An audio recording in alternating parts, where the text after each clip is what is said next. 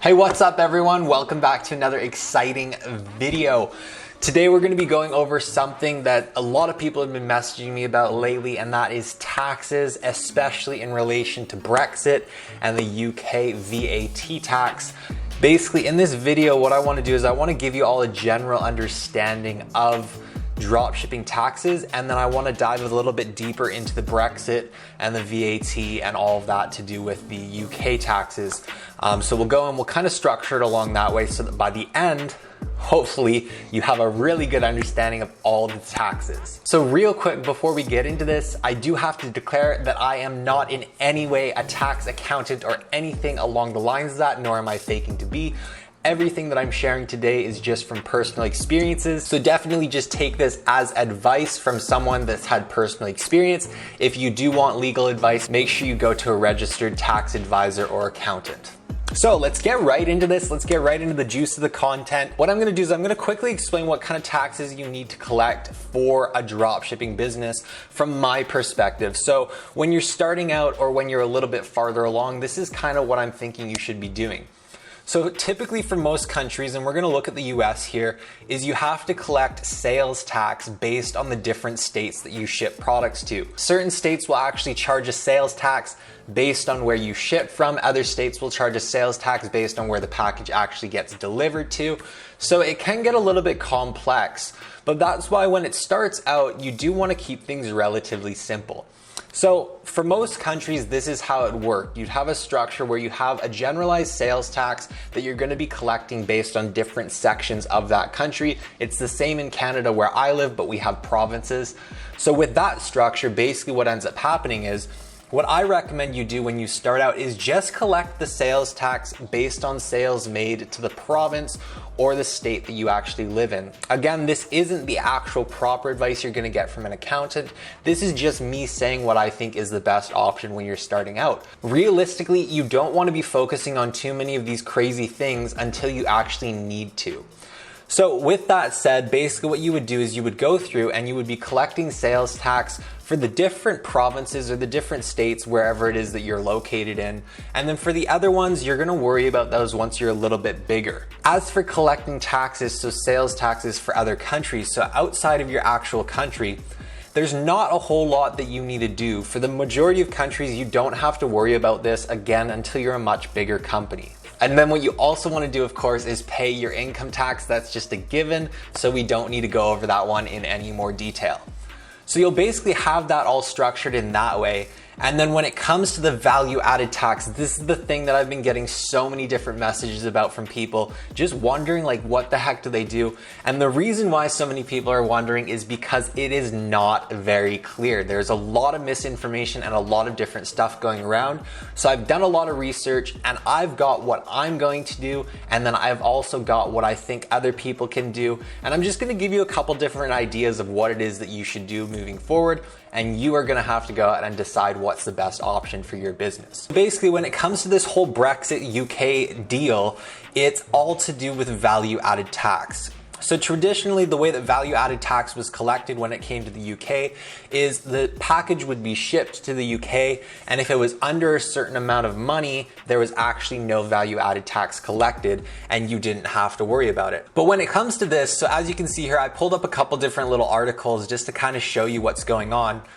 It says right here, if you're making sales directly to UK customers, not via an OMP, so that would be like Amazon, but it's also kind of like Shopify. So I'm going to explain that in a little second here.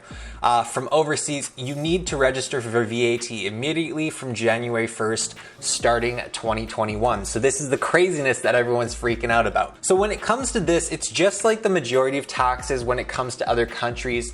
In the beginning stages, until the system is a little bit more established, it will be a little bit difficult for these countries to actually go after the people that aren't paying these taxes. What's very interesting about the way that the UK set this up is now, instead of requiring that the value added tax be collected before the package can actually be received by the person that made the purchase, now what they're basically saying is customs will just let the package go through, but it's your responsibility as the seller seller to collect that tax from the buyer on the back end. This is where the OMP comes into play, which is the online marketplace, which is a little bit interesting because with Amazon, obviously it's an online hosting platform that has sellers on it. But if you think about it, Shopify is a little bit like that too. And I'm not 100% sure about all of Shopify's classifications, but there is definitely a chance, that Shopify has an OMP type classification too. So this is why I'm bringing this up, because when it comes to these tax laws, what I think will end up happening is Shopify will actually start coming after you before the UK does.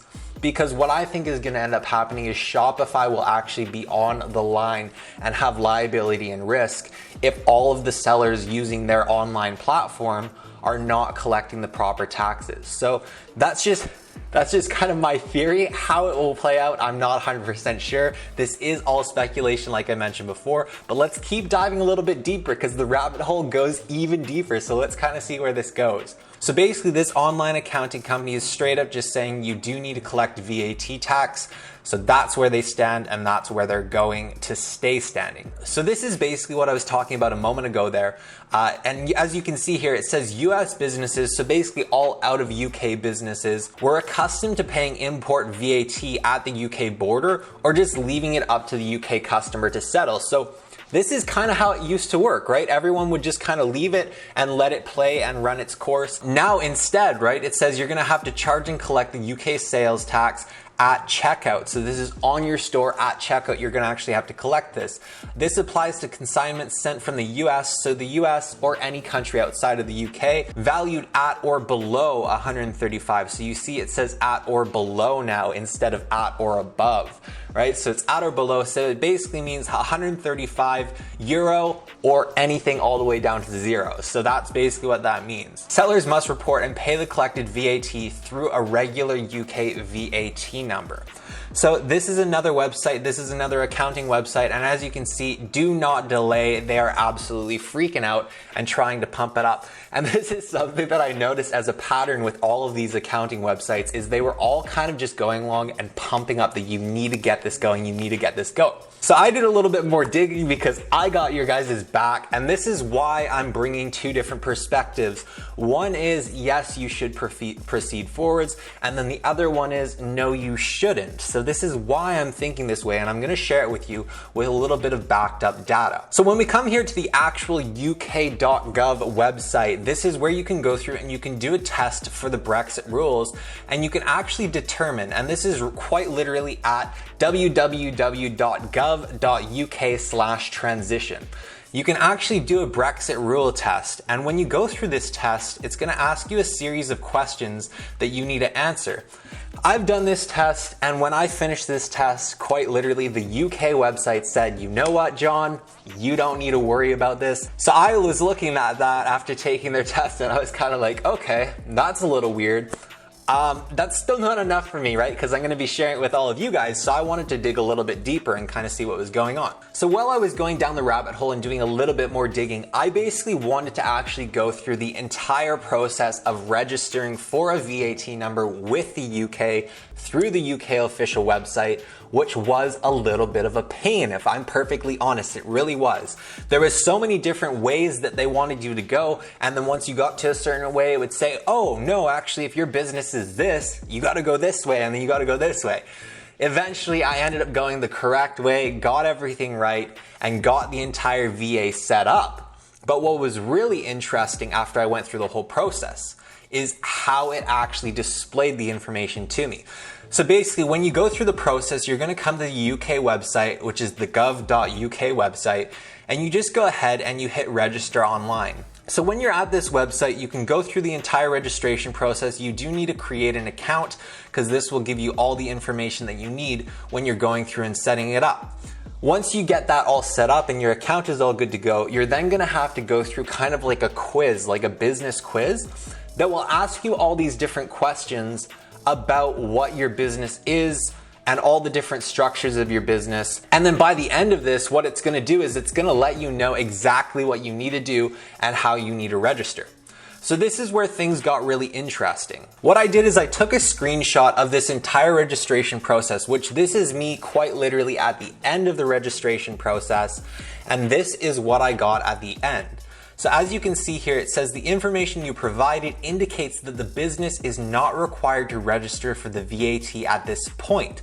However, you may apply for voluntary registration. So this was really interesting to me because I was like, okay, I quite literally went through the UK website, the government website, did all the questions, and at the end of it on the government website, it's saying you don't have to register, but you voluntarily can if you want. So after seeing this, what I was kind of thinking in my head is, okay, maybe they're just trying to scare everyone into doing this right away. But in reality, what actually will end up happening is they have absolutely no way of enforcing it until later on, once their entire backend systems are a little bit bigger. This is why they pumped out all these scare tactics. So now I have all these different things kind of shooting around inside my head, and I'm kind of thinking, okay, what is the best information and the best advice that I can share with everyone on the Creed? And this is the conclusion that I came to. Now, sorry, I know this isn't the best quality image, and it may not even be the most accurate image, but it just is an image that kind of portrays what I'm trying to explain to all of you here. So when it comes to value-added tax, there's certain value-added taxes for several different countries. Again, I'm not 100% sure if this map is actually accurate, but if it is accurate, what it's basically saying is all the red zones are different parts of the world that have a value-added tax of some sort. How it's incorporated, it's completely different for every single country. But with that said, what I'm basically thinking is the UK is going along the routes of trying to scare everyone into signing up, getting this registered and good to go when they're not quite at the point of actually enforcing it. A very similar thing happened in the US actually, where certain states started declaring that they wanted to collect specific taxes for their state, and they wanted all the money from those sales taxes going to that specific state.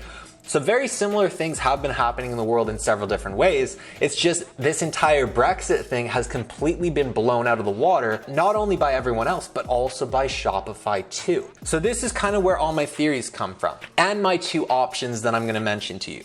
Me personally, I am gonna register for it just because of the size of my business. It makes sense to get everything set up and just have it set up exactly how it needs to be so that progressing forwards, I just don't even have to think about it. It's good to go. With that in mind though, this is why I want to present two different options, because the way I see it is, especially with that message that I got from the UK website, the way I see it is with this whole entire Brexit thing, it's something where they're really encouraging everyone to do it because it is something that they want. Obviously, they want to collect this tax, pushes forward their economy.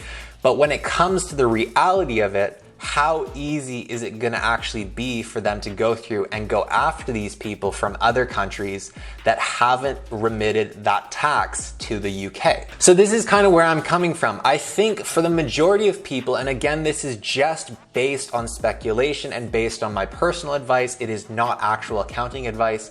I think the majority of people that have smaller businesses should not be worrying about this, because I've been getting so many messages from people that are freaking out trying to figure this out.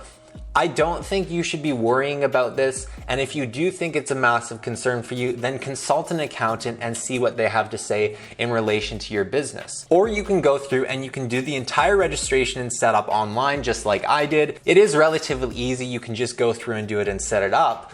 But when it comes to the actual situation, I don't think the UK will be able to enforce this as aggressively as they're portraying they will be able to. If anything, what I think will end up happening is I think Shopify, as an almost OMP platform, will actually start going after sellers that aren't properly collecting this tax, because they're gonna feel the pressure from the UK government, since it is a bigger country and it has a little bit more leeway. And since we're on such an analytical side of things, if you click this video right here, it's gonna actually show you how to go through and create a backup Facebook account, just in the event you end up dealing with a Facebook account ban.